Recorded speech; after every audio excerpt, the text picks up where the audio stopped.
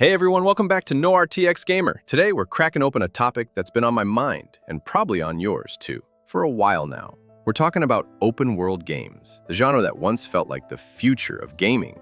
But today, well, let's just say a lot of us are asking the same question. Are we actually tired of open worlds? Have they lost their magic?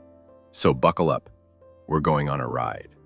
From the early days that made us fall in love with these worlds, to how things started to fall apart, to what might save the genre in the future. When open worlds blew our minds, the golden era.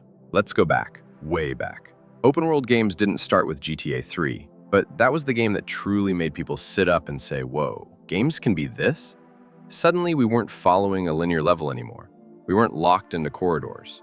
We had a city, a living, breathing city that felt like it was waiting for us to do something, anything. Drive around, start chaos, follow missions, or just explore. That sense of freedom was unreal. And then came games like The Elder Scrolls, Morrowind, alien landscapes, weird creatures, a world that didn't hold your hand.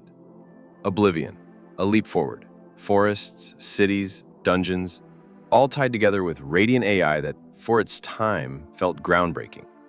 Skyrim, dragons, mountains, secrets everywhere.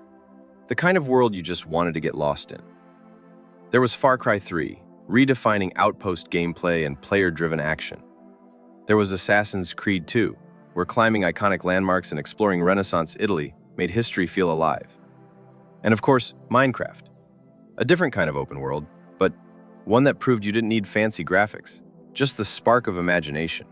What made these games so magical wasn't just their size, it was their intentional design. Every location had something to see, something to find. The world wanted you to explore. Where it started going wrong, the bloat era. But as the years rolled on, something shifted. Open world games became predictable. The sense of wonder got buried under icons. Maps became cluttered with outposts to clear, towers to climb, collectibles to hoard, random busywork. And the sad part? A lot of that content felt copy-pasted. Not handcrafted, just there to fill space. Think about it. How often do you start a new open-world game these days and immediately feel overwhelmed by all the checklists? All the stuff to do that doesn't really matter. It's what people call map fatigue. You open the map, see a sea of markers, and instead of feeling excited, you feel tired. Like you're looking at a to-do list, not an adventure. And this isn't just one publisher's fault. It became an industry-wide thing. Big games started chasing size over substance. The bigger the map, the better the marketing pitch. Over 200 hours of gameplay, our biggest world yet. But big doesn't always mean better. DHV Magellan's here to back you up. The money factor. Why open worlds became this way. Here's the real talk. A lot of this shift came from the business side of gaming. Bigger maps mean bigger marketing hype. Longer games mean publishers can claim their game offers more value, even if that value is padded out with filler. And with live service models, keeping players busy means more chances to sell skins, passes, and microtransactions. There's even been buzz in the E where player petitions are calling out publishers for packing games with filler just to justify those premium price tags. Players are saying, stop milking us. Give us games with meaning.